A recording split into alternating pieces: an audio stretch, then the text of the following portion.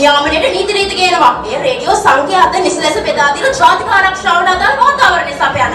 එහිදී කොහෙත්ම ඇමරිකානුවන් කියන්නේ අපි ජාතික ආරක්ෂාව සීමා කරා අපි පුද්ගල ප්‍රකාශන නිදහස සීමා කරා කියලා. එතනින් කරේ මොකක්ද? ජාතික ආරක්ෂාව වඩා තහවුරු කරපු එකයි.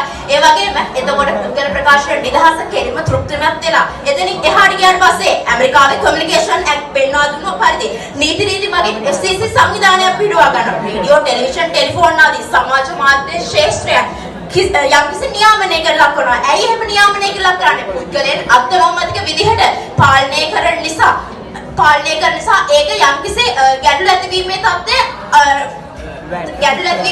මුදා ගන්න. අරත් කෙනෙකුගේ නිදහස සීමා වෙන්නේ තව කෙනෙකුට බලපෑමක් එල්ල වෙන තැනදීමයි. ඒ වගේම තමයි අපි හැරමිටිය වුණත් දික් කරන්න ඕනේ අනිකාගේ නාසය දක්වා වවනයි කියලා කතාවක් කියනවනේ. ඔයාලා දන්නවද නැද්ද කියන්නත් දන්නේ නැහැ. කෙසේ වෙතත් අපි හැරෙනවා ඉන්දියාව පැත්තට. ඉන්දියාව ප්‍රසෙක්ස් ඇක්ට් ක්‍රියාන්විතයේදී ශාන්තවාදී අදහස් අරගලයට සහාය දෙන අන්තවාදී අදහස් ඒ වගේම සත්‍ය දොරට ප්‍රචාරය වෙනවා. ඒක මැඩපවත්වන්න රාජ්‍ය නියාමනයක් කියනවා. ඒදී මොකද කරේ? රටේ ස්ථාවරත්වයේ ජාතික ආරක්ෂාව තහවුරු කරා. ඒ වගේ පුද්ගලයන්ට වෙන්න තියෙන අහිතකර බලපෑම් ටික වැටුවා. ඒ පුද්ගල ප්‍රකාශන නිදහස තහවුරු කරන්න. එතනින් ගියාම ඊශ්‍රායලයේ තුල හමුදා ආරක්ෂක පිළිබඳ තොරතුරු ප්‍රකාශනයේ එරෙහිව රාජ්‍ය නියාමනයක් දැම්මා. ඇයි රටේ අභ්‍යන්තර තොරතුරු පිටරටවල් ලබා ගැනීමෙන් යොමුට ප්‍රහාර එල්ල කරાવી කියලා බය නිසා. එතනදී මොකද කරේ? රටේ ස්ථාවරත්වය තහවුරු කරා. ජාතික ආරක්ෂාව තහවුරු කරා. එතනින් එහාට ගියාට පස්සේ දම්සෝ පදනමේ අපි පැහැදිලිව පෙන්වා දුන්නා. පදනමේ කාරණාංග තුනත් එක කතා කරනකොට ගසක කොළයක් හැලී ගියද ගස පැවතිය යුතුයි. ගස ජාතික ආරක්ෂාව නම් ඒක එක් කොළයක් විතරයි මේ පුද්ගල ප්‍රකාශන නිදහස කියන්නේ. අර ජාතික ආරක්ෂා සාරාර්ථ කුරකයක් නම් ඒ සාරාර්ථ කුරකේ එක් උපකුරකයක් විතරයි පුද්ගල ප්‍රකාශන නිදහස කියලා කියන්නේ. මොකද ජාතික ආරක්ෂාව බහුමාන්‍ය දෙයක්. ඒක එක් මානයක් විතරයි මේ පුද්ගල ප්‍රකාශන නිදහස කියලා කියන්නේ.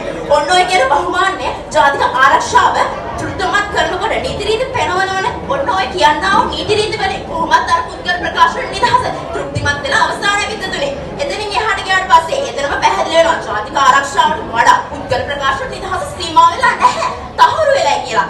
එතනින් එහාට ගියාට පස්සේ වර්තමානයේ වෙනකොට මාධ්‍ය පාරිභෝගිකයන්ට විශ්වාසනීය හා ගුණාත්මක විනෝදාංශයක් ලබා ගැනීම අයිතිය ප්‍රවර්ධනය කිරීම එමගින් ජනතාව මාධ්‍ය අන්තර්ගතය හා හැසිරීම පිළිබඳ ගැටලු ඉදිරිපත් කිරීමට සුදුසු පීඩන ක්‍රම ලෝකයේ පුරා ප්‍රචලිත වෙලා තිනවා. මේක ලංකාවට ගෙනත් දෙනවා. මේක අපි නෙමෙයි කියන්නේ. mediagovernment.lk කියන වෙබ්සයිට් එකේ 2025 ජූනි මාසේ 9 වෙනිදා ජනමාධ්‍ය අමාත්‍යාංශයේ නිල වෙබ් අඩවිය තමයි සඳහන් වෙන්නේ. එතනින් එහාට ගියාට පස්සේ මෙරට රාජ්‍ය නියාමනයේ අවදානම් හා ස්වයං නියාමනයේ දුර්වලතා නිසා කරලියට ගෙනවා සහ නියාමනයේ ආකෘතිය මේක වඩා සුසු බව වගේම පුද්ගල ප්‍රකාශන නිදහස සක්‍රිය වෙන බව ජාතික ආරක්ෂාවට සුදු බාධාවක් නැහැ. ජාතික ආරක්ෂාව තහවුරු වෙනවා කියන එක ලංකාවේ ව්‍යවස්ථාදාර විසින් පිළිගෙන දෙනවා. එතනින් එහාට ආදරණීය විද්‍යුත් පැහැදිලි වෙනවා.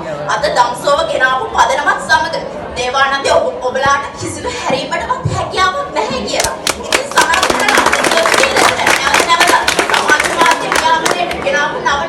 මගේ පුද්ගල ප්‍රකාශන නිදහස වගේම ඊට වඩා අඩුවෙන් ජාතික ආරක්ෂාව පැහැදිලි කියනවා.